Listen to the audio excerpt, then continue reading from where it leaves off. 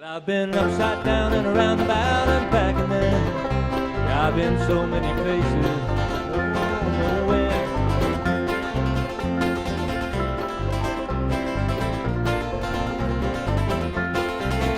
No, I've traded love pennies, I've sold my soul for less, lost my deals in that long tunnel of time.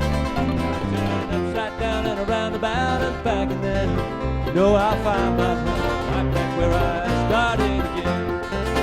Now I'm in my second circle. My name's Kathryn Page. I was the project manager for Southampton's musical Alphabet.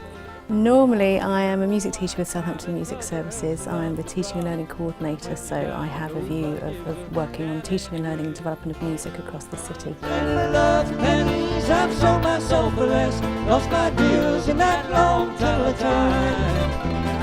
And perhaps the reason that I ended up doing the musical Alphabet was a project called The Jazz Ticket. Was again a collaboration with Turner Sims and Soweto Kinch, who's a famous jazz saxophonist. That involved schools from across Southampton coming together in the Guildhall for an afternoon of jazz, followed by an evening concert to dignitaries and parents.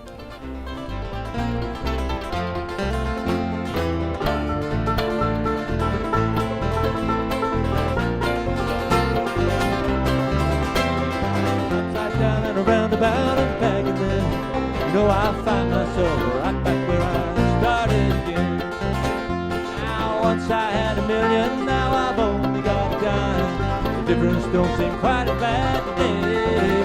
With $1 million or a nickel, I was searching all the time. Something that I never had or left behind. So I've traded love pennies, I've sold my soul for less, lost my deals in that long tunnel of time. Upside down and around about and back and then, you know I find myself right back where I started again. Well, the musical Alphabet was set up by Kevin Appleby from the Turner Sims concert hall manager there.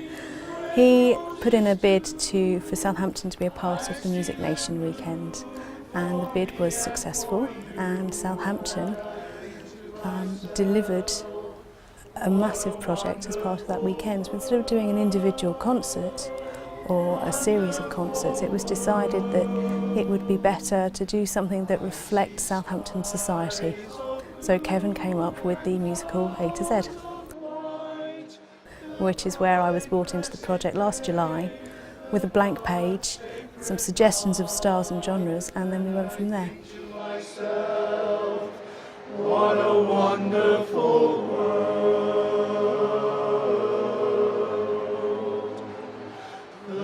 I was seconded from the music service for 1 day a week since September, and that was a good workload until Christmas. And as soon as we came back in January, we were very aware we needed a team of people to actually work on the project. It was too big for one person. We had the acts in place, but we needed to tackle everything else. And as you can imagine, there's a lot of things involved in setting up a project of that scale, from temporary event notices to parking permits to applications and risk assessments. So Liz Rowe, the administrator at Turner Sims, came on and administered the project for us, and it was very much teamwork. I would say it was a full-time job from the beginning of February through to the project at the beginning of March.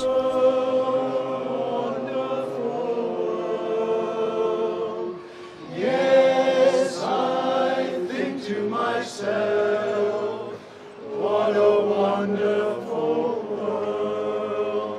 Wonderful, wonderful world.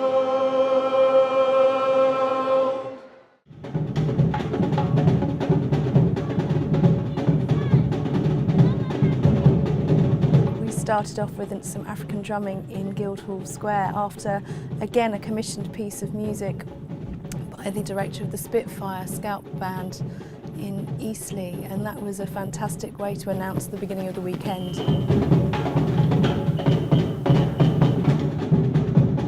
We really wanted to start that on the top of the Bargate Centre, but unfortunately the roof is unsafe up there, so we can't have people performing on the top.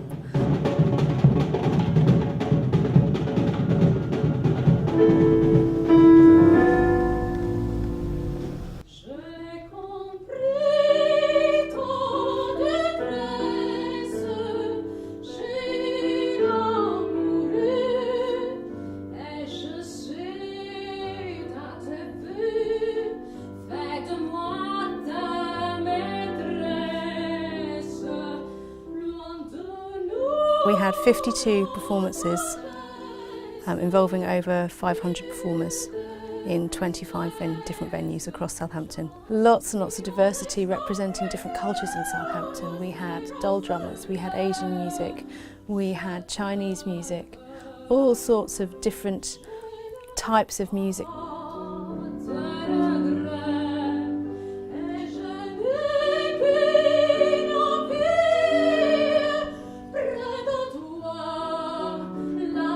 What's been really, really interesting is meeting all the different performers and all speaking to people who run lots of different venues and just making contacts across Southampton. It really was an interesting time.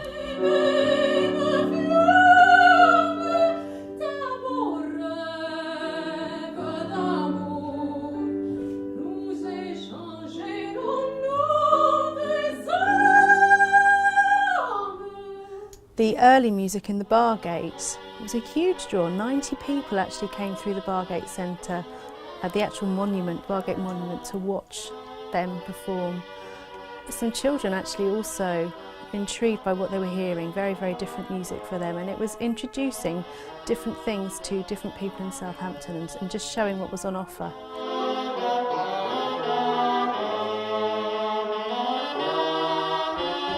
There's lots of people who deserve a mention who contributed to the success of this project. Laura Pratt from Solent University was absolutely amazing. And the weekend was managed for us by Matt Bundy Events. And without the team of people involved in that, we'd have been hard pushed to actually make sure we were in the right places at the right time, as there was so much going on. Amy Grinstead, also from Solent University, was a real help, and without those kinds of people the project really wouldn't have actually got off the ground.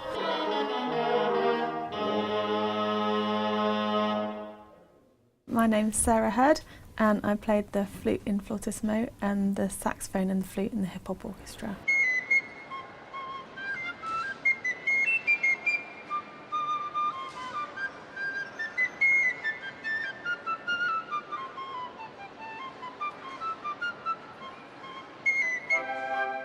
On a day-to-day basis, I do a wide variety of things. I do a lot of instrumental teaching, where I teach the flute, the clarinet and the saxophone. I also do class music lessons, where I teach clarinet and ukulele to years 3 and 4 in primary schools. I work at Winchester Cathedral, where I'm like an events coordinator and box office.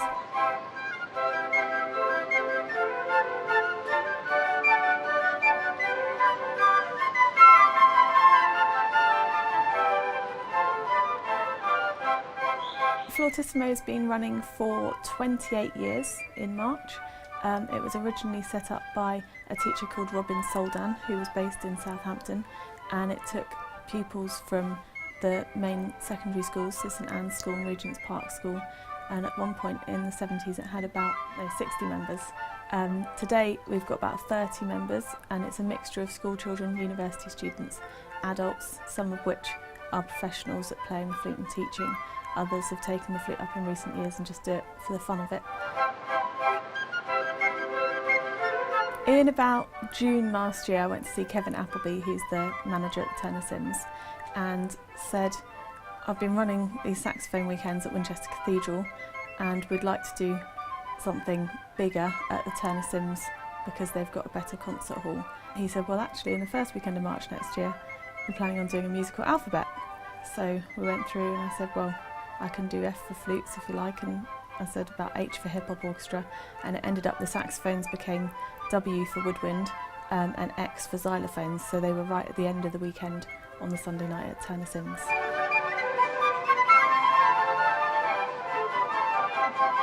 Strumming my pain with his fingers, singing my life with his words,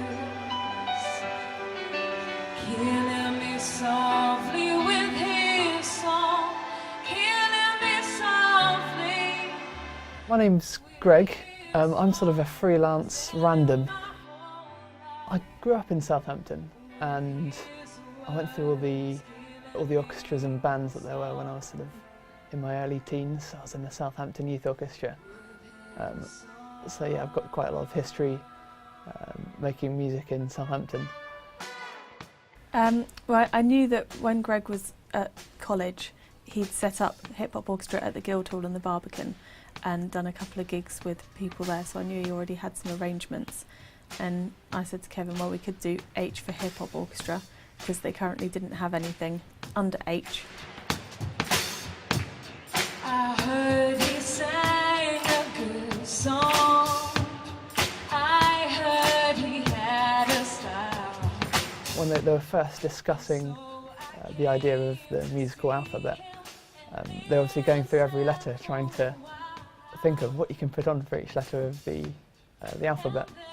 He was a young boy, a stranger to my eyes, strumming my pain with his fingers.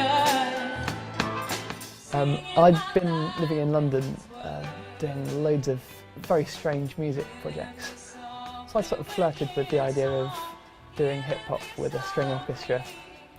So I'd kind of mentioned it to friends and family in the past.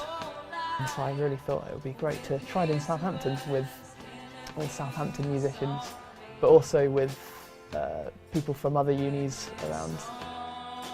So I just thought it would fit nicely into the musical alphabet.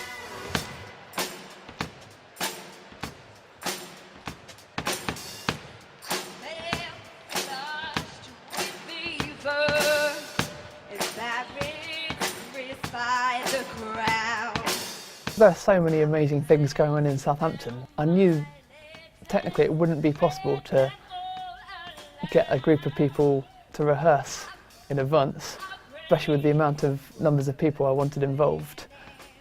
So I thought I'd just go on Facebook, and in sort of October last year I just put out a message to see if people would be interested in that sort of thing.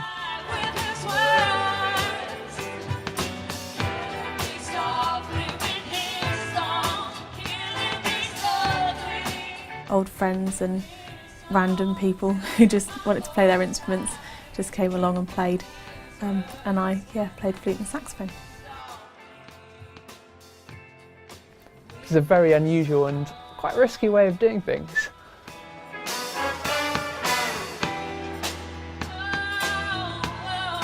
I tried to pick songs that had probably never ever been done with an orchestra. So I went through, just a selection in my head of my favourite hip-hop tracks and trying to think what arrangements would work well, and also vocalists. I was trying to, the same thing through Facebook, trying to see who would be interested in performing and then what would suit their voices. So it was, a random selection of hip-hop from the last sort of 20 years or so.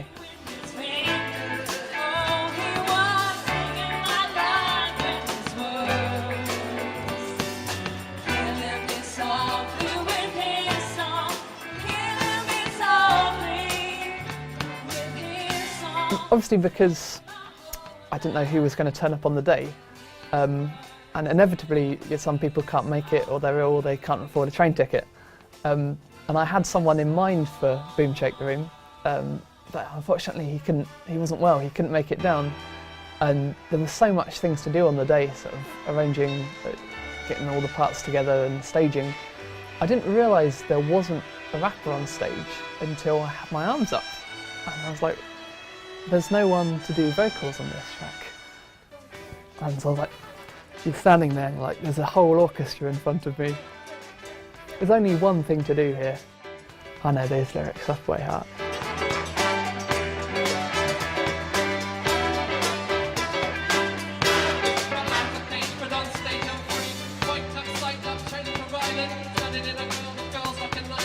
Yeah, got my way through 2 verses of Boom Shake the Room whilst conducting.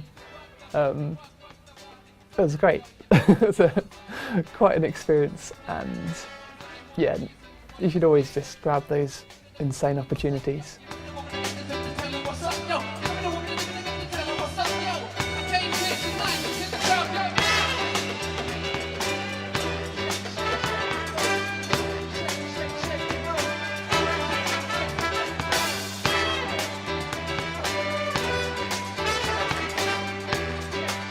Musicraft, but I think was a great event, really good weekend. It seemed to bring hundreds of people together, and it was really great being able to play in West Quay, and that feeling of kind of looking up and seeing everyone hanging over the sides on the higher levels, looking down and watching you play.